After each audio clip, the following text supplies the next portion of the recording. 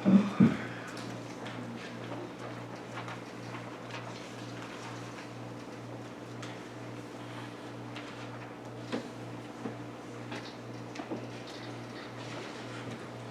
continuación, hablaremos sobre la supervisión del uso de antimicrobianos y control de infecciones, por qué, cómo y cuándo el internista interviene.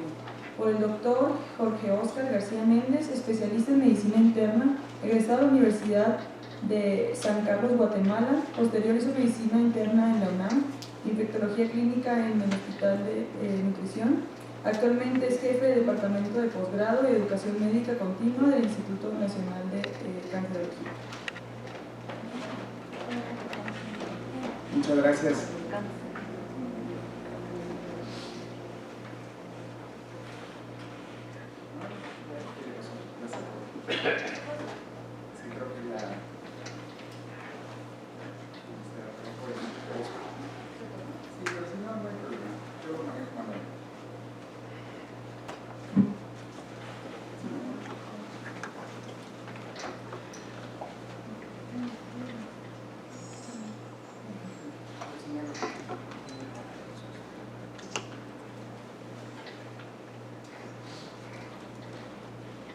Bien, muchas gracias. Sin mayor preámbulo, yo agradezco la invitación al doctor Akaki, como siempre. Gracias por la confianza, doctor, y gracias a ustedes por estar acá, y me alegra mucho ver a personas que tengo de tiempo conocer, y también veo interesantemente personal no médico, y que me agrada mucho porque la plática es no solo para internistas, es plática para estudiantes, plática para personal paramédico y para todos aquellos que pues tienen y tenemos una gran responsabilidad respecto al uso de antimicrobianos. Esto no se trata, y esto es una campaña y una suerte de promoción que nosotros tratamos de hacer, en el caso de un servidor, procurando incrementar el interés, pero sobre todo la preocupación acerca del uso de los antimicrobianos, ¿no? Vivimos una época histórica, este año 2019, pues evidentemente hemos cumplido 100 años del inicio de la pandemia de influenza, ¿no? Si ustedes lo recuerdan. También estamos cumpliendo, creo que ayer o hoy estamos cumpliendo el centenario de la muerte de Emiliano Zapata. O sea, muchas cuestiones están celebrándose en este momento, pero también vamos a ver algunos centenarios y algunos aniversarios que nos deben llamar la atención acerca del uso de los antimicrobianos. Les voy a poner rápidamente esta diapositiva con el fin de que ustedes puedan tomar los datos, y es algún interés en que ustedes tienen en contactarme, por favor siéntanse con la libertad de ello. Al final se vuelve a repetir.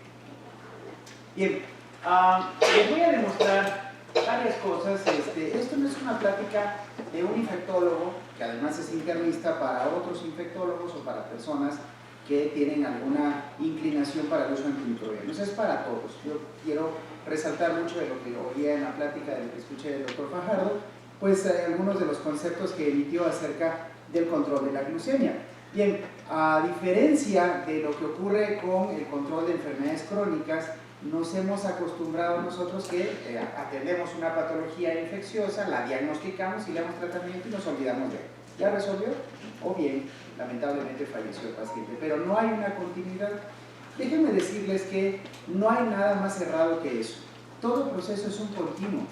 Probablemente nosotros no volvamos a ver al paciente, pero las condiciones que le llevaron a tener un proceso infeccioso probablemente no se modificaron. El paciente es diabético, el paciente es un diabético mal controlado, el paciente es un paciente que recurrentemente entra y sale del hospital. Entonces, algunos de los artículos que voy a colocar a continuación están publicados en revistas de medicina interna y tratan de llamar la atención acerca del uso racional de los antimicrobianos. Y esto no es nada más una situación de carácter monetario. La racionalización tiene mucho que ver con el uso adecuado para evitar los fenómenos de resistencia que vamos a ver más adelante. Bien, tenemos que aprender que una parte fundamental de todo esto es un buen y fuerte laboratorio de microbiología y que nosotros tengamos la posibilidad de actuar en consecuencia. Si nosotros tenemos un paciente con fiebre y con odinofagia y con escalofríos, probablemente pues sí, vaya a tener una posibilidad de que sea una infección bacteriana, pero esto es en menos del 10%. La mayor parte de los pacientes, el 90%, son infecciones virales. Y vamos a hablar varias veces de este ejemplo que les estoy dando en este momento. por lo cual la recomendación inicial es no use tratamiento antimicrobiano a menos que tenga datos clínicos y microbiológicos claros de que lo que se trata es de un proceso infeccioso. Entonces también es muy importante tomar en cuenta la realización de cultivos.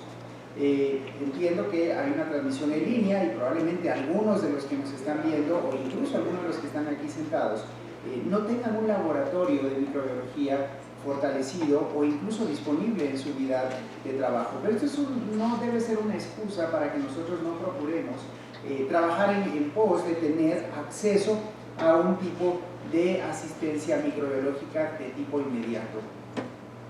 Tenemos aquí algunos de los estudios más recientes, por ejemplo, de patologías que más de algunos de ustedes seguramente han manejado, las osteomielitis crónicas, que son un fuerte dolor de cabeza. O sea, patología musculoesquelética obliga a utilizar antibióticos de amplio espectro o combinaciones de antimicrobianos o situaciones en las cuales hay que colocarles un catéter con los riesgos inherentes a un catéter, y cada vez más hay un interés en la racionalización inclusive de esos riesgos.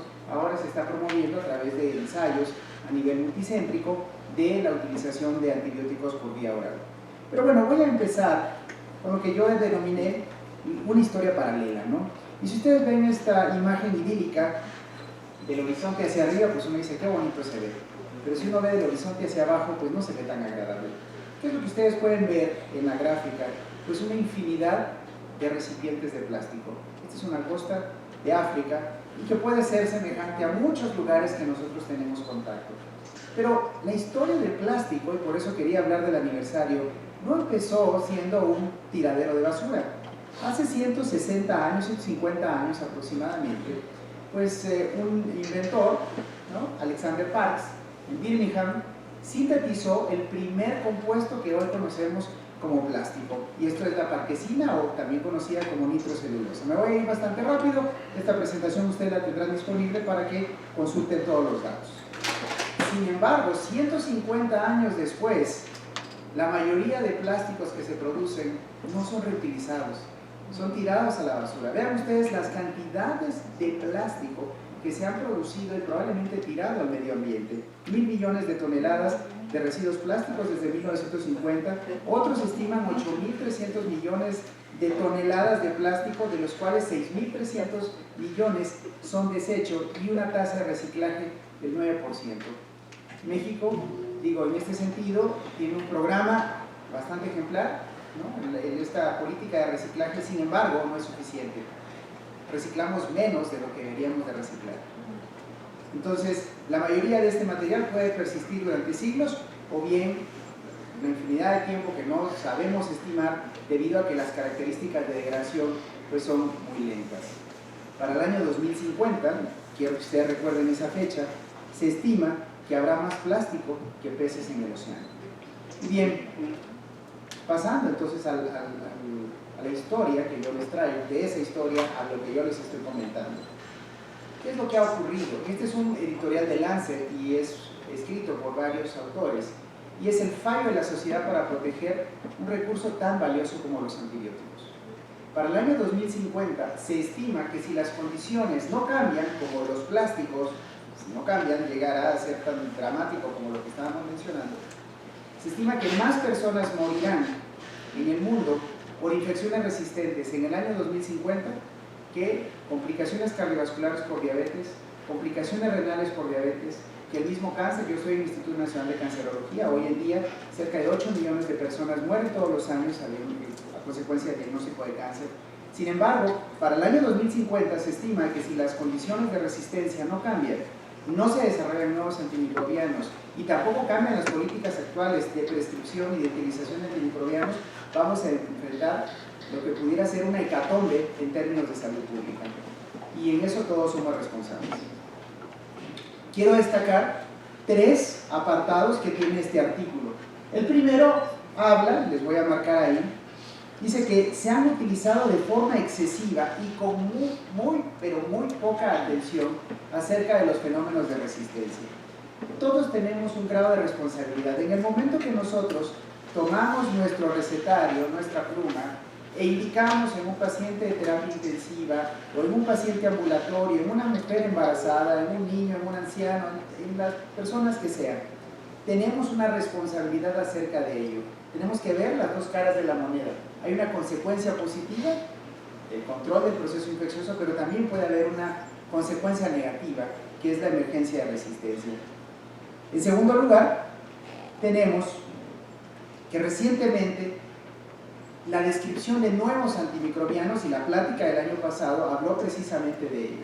Hoy en día la industria farmacéutica tiene un pobre interés acerca del desarrollo de antimicrobianos, y esto no lo digo yo, se los voy a demostrar a continuación, precisamente porque las ganancias que parten derivadas del uso de antimicrobianos pues son relativamente bajas comparadas con enfermedades crónico-degenerativas, en donde los márgenes de ganancia son mayores. Entonces aquí tenemos un problema con la ley del mercado, de la oferta y la demanda. Y en tercer lugar, tenemos que este fenómeno de resistencia no se circunscribe única y exclusivamente a lo que es enfermedades bacterianas, sino también ocurre con enfermedades parasitarias, con enfermedades fúngicas. Nada más hago un breve comentario, probablemente todos han escuchado aquí el problema de salud que significa Candida auris, ¿no? Que se ha hablado en varios foros, y probablemente ustedes también lo han escuchado, que es un hongo multiresistente a todos los antifúngicos conocidos hoy en día. No hay descripción de Candida auris en el país, pero así como Clostridium difficile, será cuestión de tiempo que también lo tengamos. Y tenemos virus. Y si ustedes recuerdan, en otra fecha de aniversario, hace 10 años estábamos ya en el brote epidémico de influenza H1N1, nada más que oficialmente no había sido declarado. Si ustedes recuerdan nuestras fechas, que no se nos debieran olvidar, la fecha de alarma fue el pasado, ese 20 de abril del año 2009. Bien, y los virus ya había sido reportado en el MMWR, que es la revista de reporte epidemiológica y de morbilidad y mortalidad de los Estados Unidos, había sido reportado cepas de influenza resistentes precisamente a oseltamivir. Entonces, hay un tema también ahí, de que muchas veces, pues tiene influenza, pues dale oseltamivir, o parece ser influenza, dale oseltamivir, y también eso puede generar resistencia. Pues tenemos un panorama ominoso, negro, oscuro, lúgubre, ¿no? Probablemente no es tan positivo como se están enfocando en otras enfermedades, en donde pues se han encontrado rutas de diagnóstico y de tratamiento más adecuadas. ¿Qué es lo que está pasando? Son una serie de abreviaturas, lo hice por razones de espacio. La primera es el Staphylococcus aureus meticilino resistente adquirido en la comunidad. Hay un artículo, para quienes gusten del fútbol americano, por ahí hablaba con el doctor Akaki antes de entrar a la plática, acerca de quienes habíamos jugado fútbol americano en nuestras épocas pasadas. Bueno, a quien le gusta mucho el fútbol americano, el equipo de los Rams, cuando estaba en San Luis, antes de irse a Los Ángeles, hubo un brote de infecciones. Recuerden que en el fútbol americano hay mucho roce y contacto, de infecciones en la piel que no respondían a antibióticos comunes. Y en ese vestuario lo que hubo fue un brote de Staphylococcus aureus meticilino resistente, que no habían diagnosticado porque utilizaban pues, antibióticos sencillos. Tenemos enterococo resistente a vancomicina. ¿Dónde surgió el enterococo resistente a vancomicina? En pacientes con diálisis, en pacientes diabéticos que estaban siendo dializados continuamente, hemodializados. Entonces, el tema del uso de la vancomicina es bastante complejo en estos pacientes, y entonces, como vamos a ver más adelante, dosis subóptimas, dosis subterapéuticas van a provocar resistencia. Y esto es lo que pasó. Primero ocurrió la emergencia del enterococo intermedio a vancomicina, de susceptibilidad intermedia, y después ya surgió el resistente, y eso tiene 22 años que se describió. Tenemos bacilos gram negativos, ya no solo hospitalarios, ya tenemos en la comunidad, ¿no? Y es muy frecuente que seguramente todos quienes estamos aquí hemos visto a personas, por lo general mujeres, que llegan por una consulta de una infección de vías urinarias que no han respondido o que no responden al tratamiento que nosotros le estamos indicando en este momento, particularmente a quinolonas y cefalosporinas. Tenemos cepas de salmonela, no solo salmonella typhi, sino todas las salmonelas que han sido descritas, que son resistentes a varios antibióticos, entre ellos fluoroquinolonas, la columna vertebral de tratamiento para este tipo de infecciones, particularmente en países del tercer mundo. Y entonces, ¿qué es lo que ha ocurrido? Nosotros damos fácilmente quinolonas, no, y decimos, es que es una salmonelosis, pero bueno, en primer lugar, nos hace falta documentarlo microbiológicamente, y en segundo lugar, saber si hay resistencia o no. Hay enterobacterias multiresistentes, particularmente Escherichia coli y Klebsiella pneumoniae, que complican infecciones usualmente adquiridas en la comunidad, que no solo son infecciones de vías urinarias, que puede ser incluso neumonía en pacientes con enfermedad pulmonar obstructiva crónica, complicaciones musculoesqueléticas también. Tenemos Escherichia coli resistente a cefalosporina de tercera generación. Este es un grave problema porque en varios sistemas de salud de nuestro país lo que vamos a tener es precisamente eso como la última línea de tratamiento para muchas de las complicaciones que tenemos para atender a los pacientes, no solo de forma ambulatoria, de que de urgencias se vayan a su casa, sino que de urgencias pasen a ser admitidos a una unidad hospitalaria. Y tenemos así que, por ejemplo, hay países como Europa Occidental, de donde se encontró esta casuística, en donde menos del 5% son resistentes a cefalosporina de tercera generación. Sin embargo, el sur de Europa, Italia particularmente, es un grave problema de salud, más del 25%, y en algunos casos hasta el 50% son resistentes de acuerdo a la red de vigilancia epidemiológica. Pero bueno, no hay que irse tan antes. Vean ustedes, recuerden rápidamente la historia de Paul Ehrlich y de Sato, su estudiante, que conceptualizó el uso de las balas mágicas, de compuestos que se fueran a encontrar, buscando seleccionar la atención de lo que era propio, de lo que no, y obviamente de esa manera encontrar el tratamiento para las enfermedades infecciosas que eran un verdadero dolor de cabeza y eran la principal causa de muerte en los años 1910, 1920 y 30 hasta la aparición de los antimicrobianos. Entre estas situaciones, pues obviamente hubo eventos de guerra que también incrementaron la mortalidad.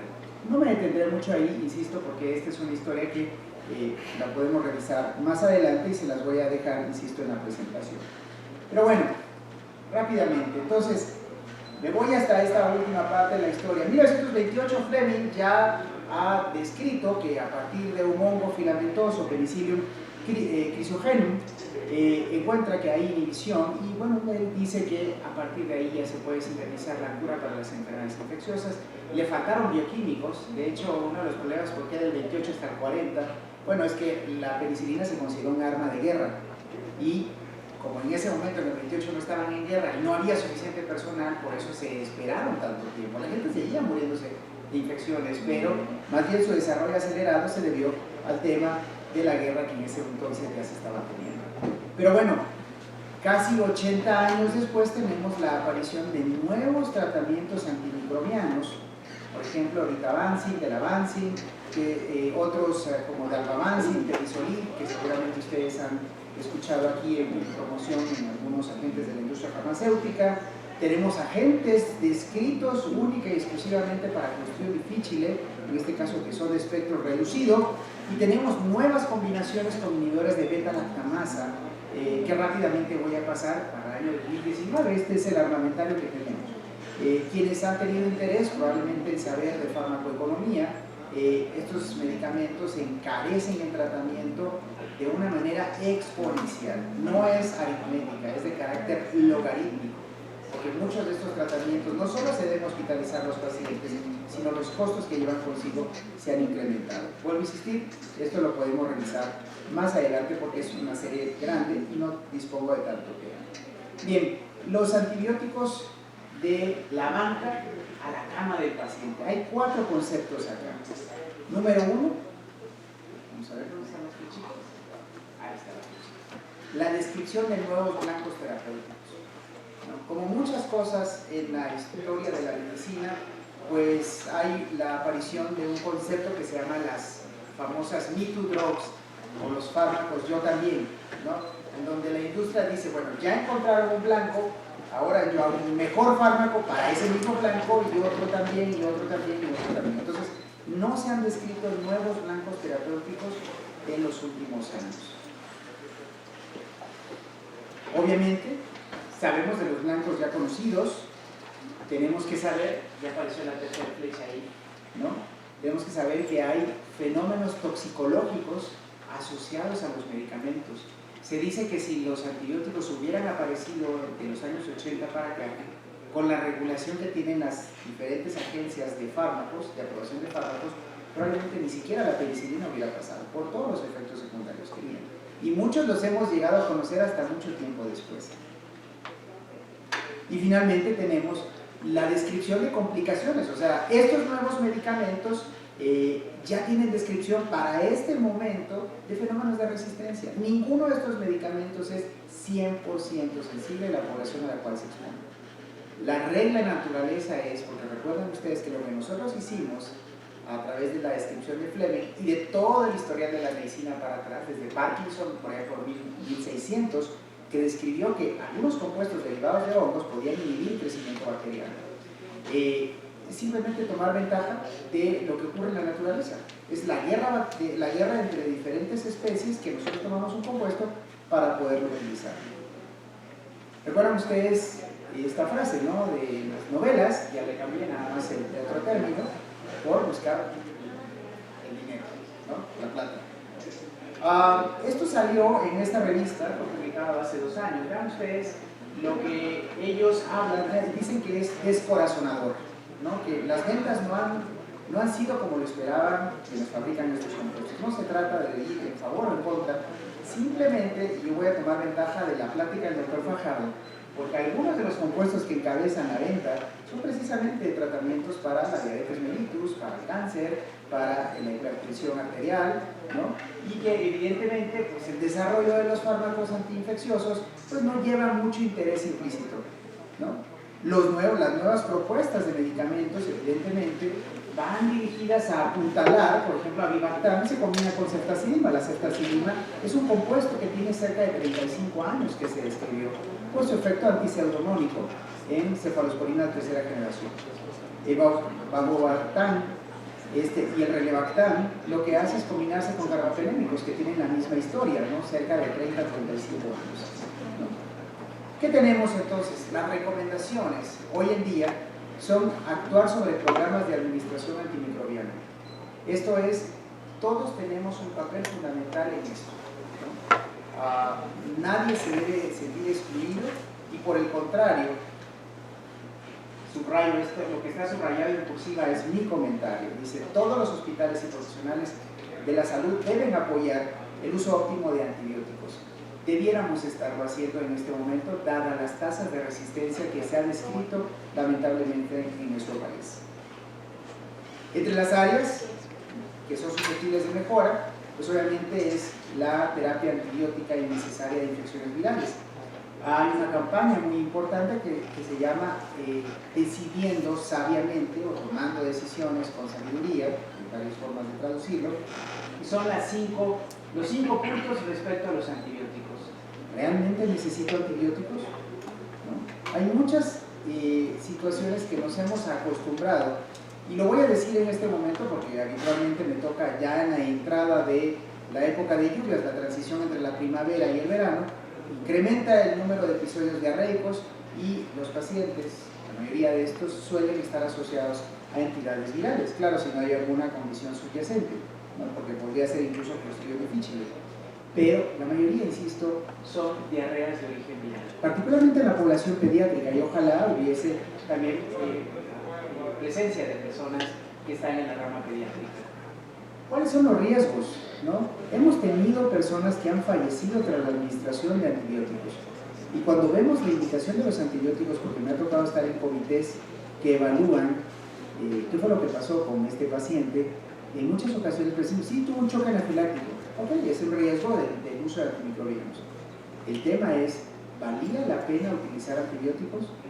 Y en los pocos casos que me ha tocado estar, solo uno, excepto uno, nosotros no había indicación para ese antibiótico de utilizar. Son estas soluciones más sencillas, ¿no?, para utilizar. Les voy a comentar más adelante, ¿no? Está el oído del nadador, que está colonizado por pseudomonas, que está colonizado por aspergillus. ¿Y cuál es el tema? Muchas veces, es que tiene pseudomonas, ya le queremos dar ceftazidima, es que tiene aspergillus, le queremos dar oriconazol. Y no hay más fácil para el oído del nadador, que es una condición que puede ocurrir en pacientes diabéticos, que utilizar antibióticos tópicos. No hay necesidad porque si no, entonces ya no es un oído del nadador, ya no es una otitis externa, es algo más que está invadiendo hacia otras estructuras, por lo cual sí habría que darle tratamiento sistémico. Después tenemos, ¿cuánto cuestan? ¿No? Lortabacin, dalbavancin, telbavancin son medicamentos que cuestan alrededor de $4,000, $5,000 el tratamiento, ¿no? Con una economía como la nuestra, cuyo ingreso per cápita anda alrededor de los $10,000, $12,000 por año, sabiendo cómo se saca la distribución de ingreso per cápita en nuestro país, pues evidentemente el enfermarse de un par de condiciones infecciosas ya se llevó nuestro ingreso per cápita de todo el año, ¿no? Cuando hay pacientes que tienen susceptibilidad incrementada de enfermarse, pues evidentemente estos tratamientos, que no es que se les vaya a negar, ni mucho menos, pero cuestan y cuestan una barbaridad. Si los van a utilizar porque están bien indicados, pues adelante. El tema es utilizarlos adecuadamente para no empobrecer al sistema de salud y eventualmente también al pagador primario, que en muchas ocasiones es nuestro paciente. ¿Qué tan seguro es para mí tomar antimicrobianos? ¿No? Hay pacientes que tienen anemia hemolítica, hay pacientes que tienen trombocitopenia. Nosotros tuve un paciente, esto es una situación personal, estudiante de medicina, que tenía odinofagia, que le fue prescrito tratamiento con Bactrim. Después se inicia con más fiebre, se le deja neumelubrina y lamentablemente, vuelvo a insistir, a veces en la vida no entiende uno esa lotería, hay lotería genética pero también lotería de otra naturaleza. Le dieron cloranfenicol, llegó con anemia plástica con nosotros. De hecho, el diagnóstico por el cual llegó al instituto, porque tenía epistaxis, era que tenía una discrasia sanguínea, y lo que tenía este joven era una toxicidad importante por 3 fármacos, y todos de forma consecutiva asociados a la afección medular que se le encontró. Bien, uno de los avances más grandes, y por qué les traigo la colación de estas fechas, es porque algo que nos enseñó la epidemia de influenza. Antes no se hacía diagnóstico de influenza en nuestro país. Yo doy la clase de virología desde hace 15, 16 años en la UNAM, y los estudiantes donde más bostezaban era en virología. No hay práctica clínica, no hay práctica de laboratorio, pues hay cosas de descripción de laminillas, un poquito de historia, como parte del laboratorio, pero no hay un laboratorio como tal, y entonces a ellos no les llama tanto la atención como la parte bacteriológica o la parte de micología, donde sí ven cultivos. Y entonces llamar la atención del ébola, nombres raros, extraños, pues cae como anillo al dedo el que nosotros hayamos sido prácticamente epicentro en el año 2009 de una época de un brote de influenza. Que si surgió de aquí, que si surgió en California, yo creo que es el menor es de la menor importancia. Simplemente nosotros tuvimos un problema de salud acá que puso en evidencia la falta de diagnóstico temprano de estas entidades. Y esto no lo digo yo, lo dicen muchos de los expertos que en ese momento les tocó atender esa epidemia, y que ayudó a que nosotros, ustedes seguramente aquí en el hospital, quienes no sean de ese hospital, en sus diferentes centros hospitalarios, se hayan aparecido métodos de diagnóstico molecular para saber si se trata o no, cuando menos, de influenza, y si es influenza, pues darle tratamiento en consecuencia. Bien, ¿qué es la fruta al alcance de la mano? O sea, lo más fácil de tener. Número 1, la duración de la terapia de antimicrobiana, ¿no? Cada vez más se habla que mientras menos días ocupemos, mucho mejor, siempre y cuando esté justificado. No todo, y vuelvo a insistir, esto no es una receta de cocina y no significa ahora córtenme todos los días dentro de tu mundo. Hay estrategias de tratamiento antimicrobiano, incluso del sistema nervioso central, los cuales han demostrado consistentemente que la terapia antimicrobiana puede ser reducida con seguridad. El cambio de terapia intravenosa a vía oral, el ejemplo que les ponía anteriormente, con el uso de antibióticos orales para la atención de osteomielitis.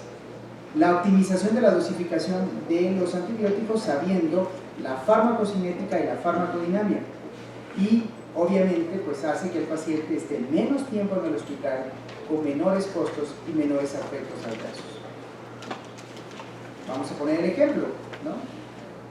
Esto pareciera un anatema, y de hecho es un anatema, si nosotros tratamos con quinolonas ciertas neumonías, cuando sabemos de epidemiología, cuando sabemos los gérmenes que pueden estar ocasionando estas patologías, o bien una tetraciclina como doxiciclina, ¿no? Recuerden ustedes que un porcentaje significativo, que puede ser hasta una tercera parte, son gérmenes atípicos, siempre y cuando nosotros sepamos las condiciones que favorecen que se trate de un germen atípico, en lugar de utilizar doble cobertura, a que le pegue a algo, ¿no?